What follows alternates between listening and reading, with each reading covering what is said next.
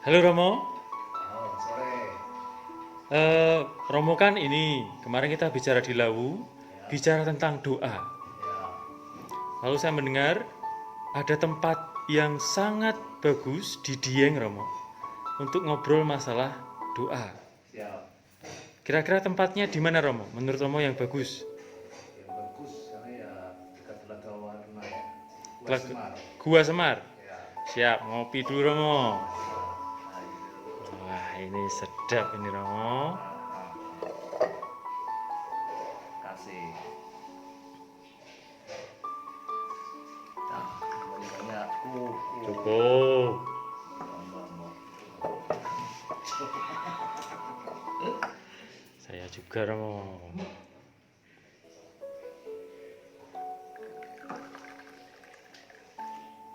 Enak kopinya, mantap kopinya. Sip. Tacis dulu Romo. Wah, kayak ketoprak ini. Kopi Bali bro. Kopi Bali siap.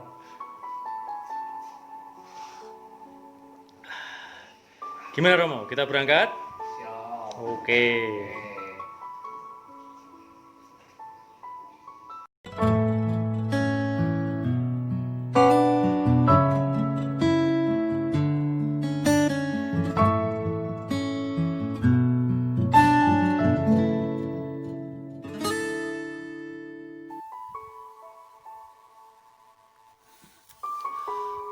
Lalu saya bertanya lagi Romo masalah level-level rohani atau yang Romo bahasakan tadi adalah persatuan dengan yang ilahi, perjumpaan intens dengan yang ilahi.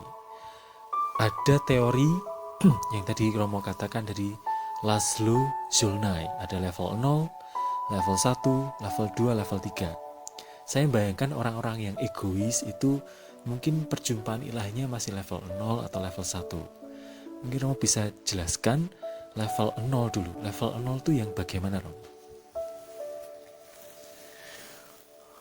Ya, sesuai dengan jurnal internasional yang telah kita pelajari bersama di dalam dunia psikologi, level 0 itu adalah level yang orang menjalankan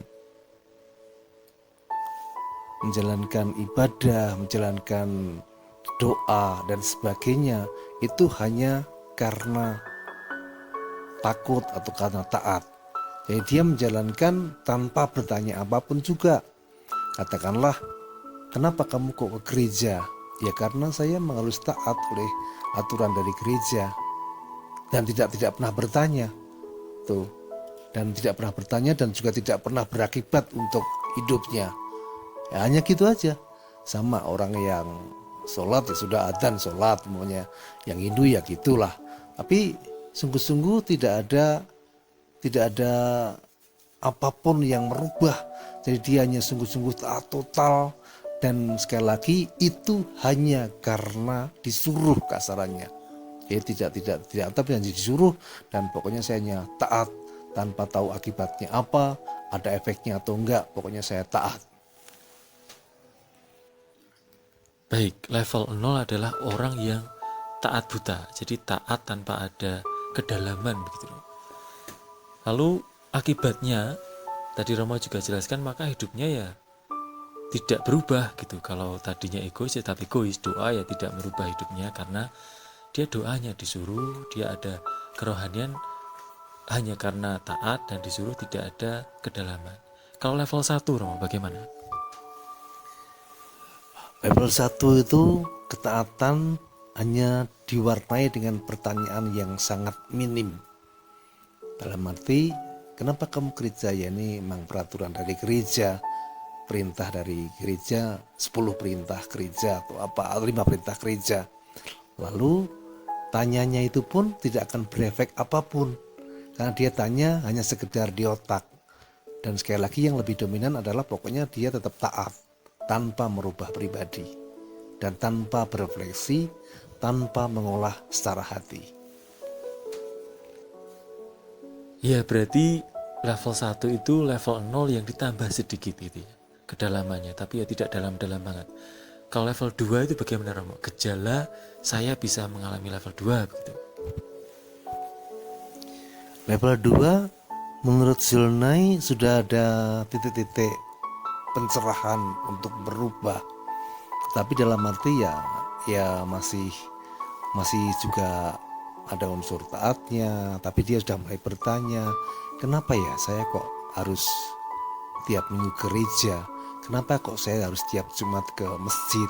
Sudah ada suatu refleksi yang lebih lanjut, dan kadang-kadang pertanyaan itu akan sungguh-sungguh menjawab orang tadi, oh ya, jadi saya ke gereja, saya ke masjid, saya ke pura, bukan karena hanya soal ketaatan, tapi sungguh-sungguh bahwa hati saya itu mulai, katakanlah, mengenal ilahi, hati saya mulai damai, dan hati saya merasakan ada manfaatnya dengan peribadatan dan sebagainya. Kalau level 3 Romo, ini berarti level yang terdalam dari Zulnai. Monggo Romo bisa menjelaskan. Untuk level 3, jadi manusia itu menjalankan perintah-perintah agama, baik itu doa, baik itu peribadatan, itu sudah dengan kesadaran penuh.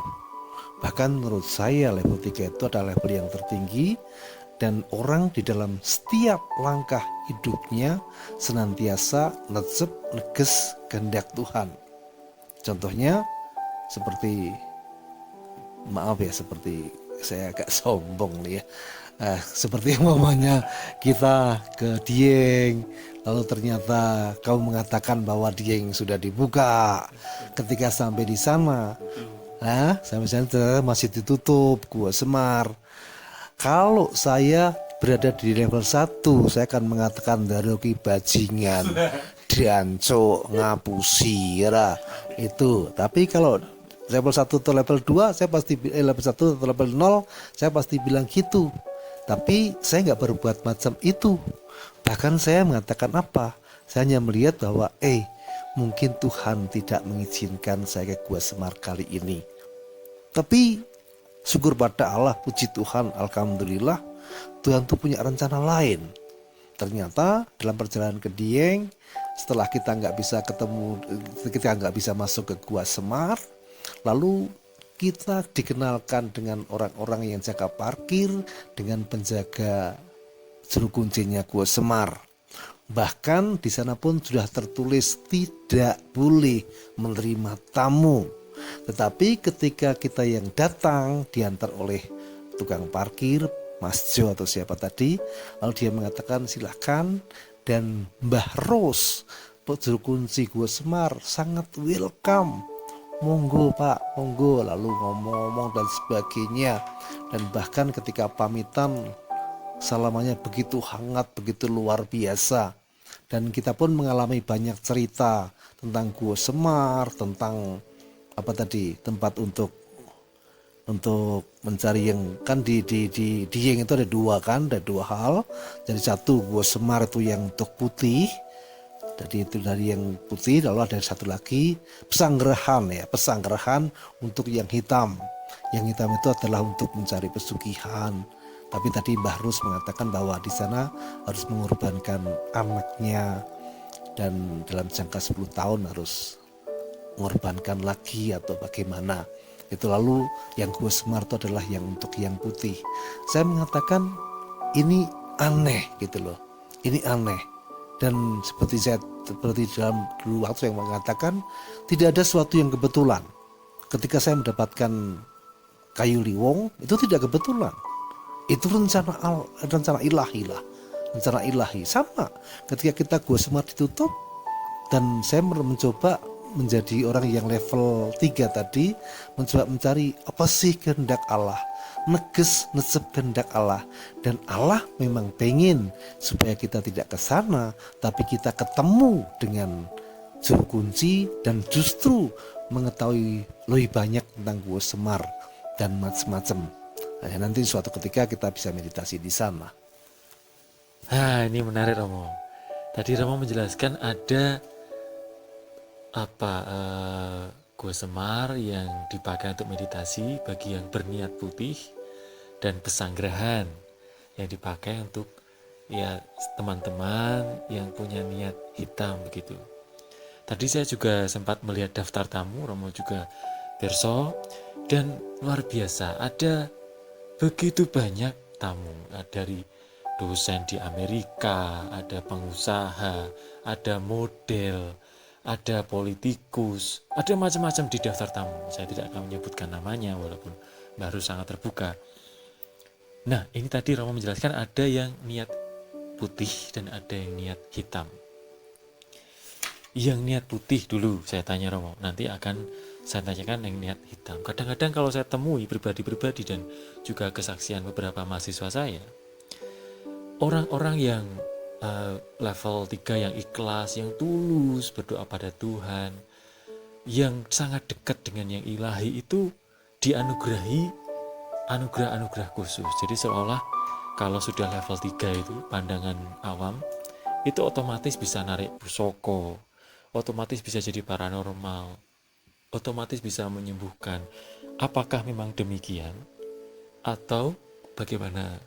Lalu prosesnya kan juga panjang. Dulu Romo juga cerita meditasi dari tahun 2000 begitu. Sekarang sudah 2020. Berarti sudah 20 tahun meditasi.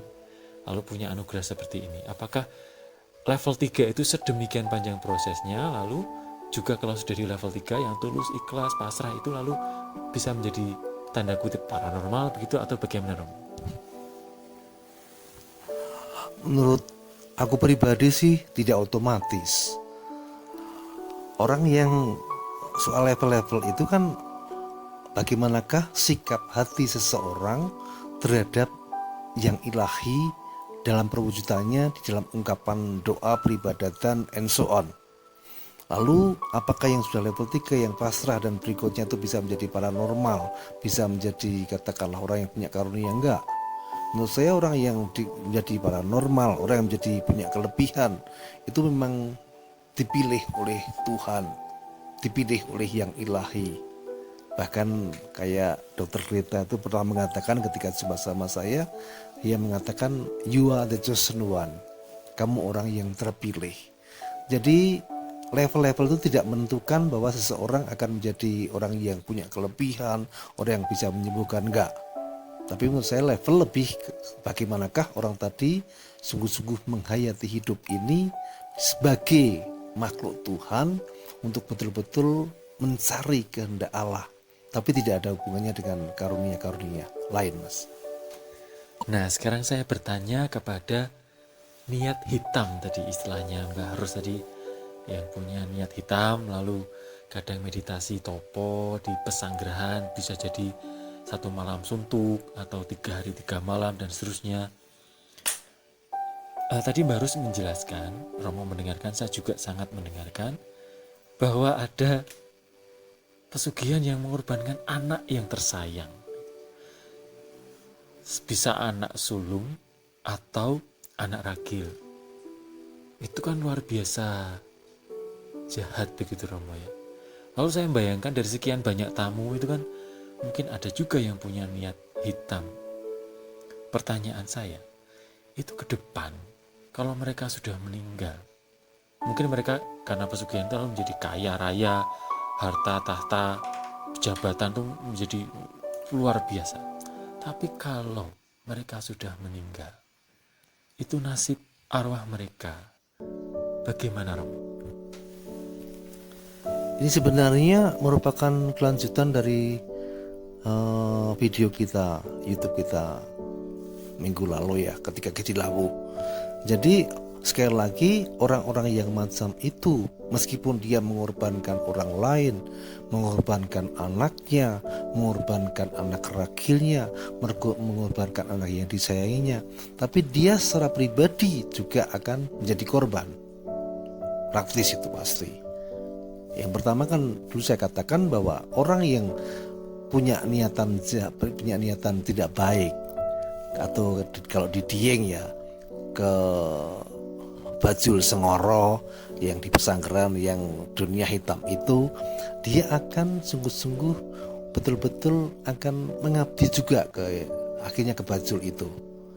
Lalu yang kedua bahwa dia pun bukan hanya nanti matinya gimana, tapi menurut saya matinya pun akan sulit.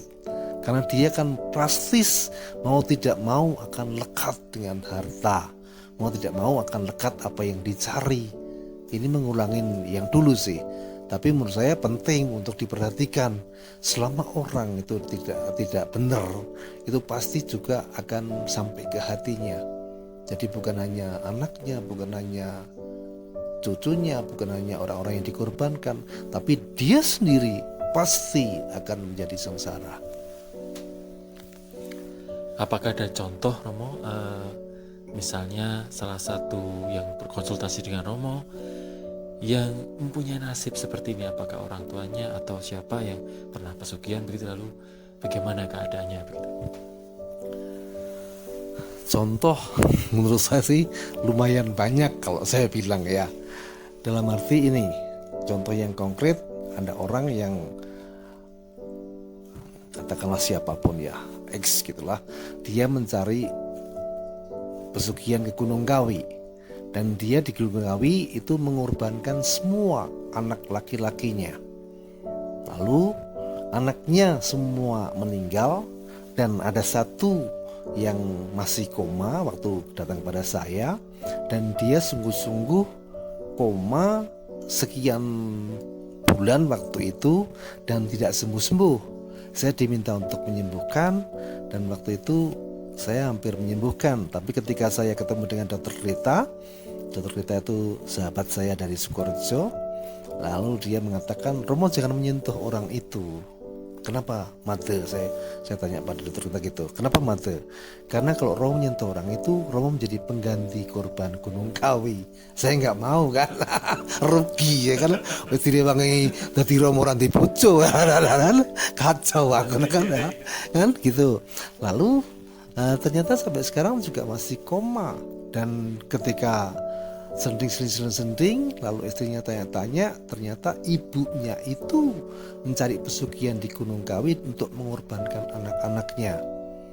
Nah itu satu contoh yang lain, karena saya termasuk orang yang sering berhubungan dengan arwah, dan saya suka iseng-iseng apakah orang-orang yang dikenal itu mempunyai pesugihan entah apapun lah, entah buto ijo, entah tuyul, itu juga akan mendapatkan surga. Ya, saya punya tetangga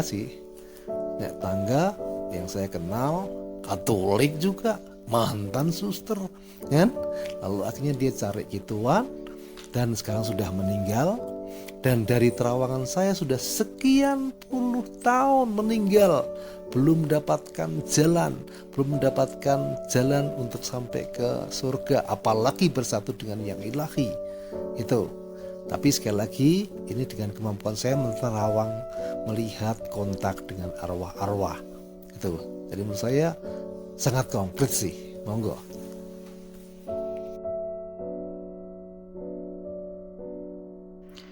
Oke teman-teman, bersambung episode 3. Ingat, berdoa dengan tulus, hidup akan lurus, rezeki akan bagus apapun yang terjadi. Jangan lupa untuk like, share, komen.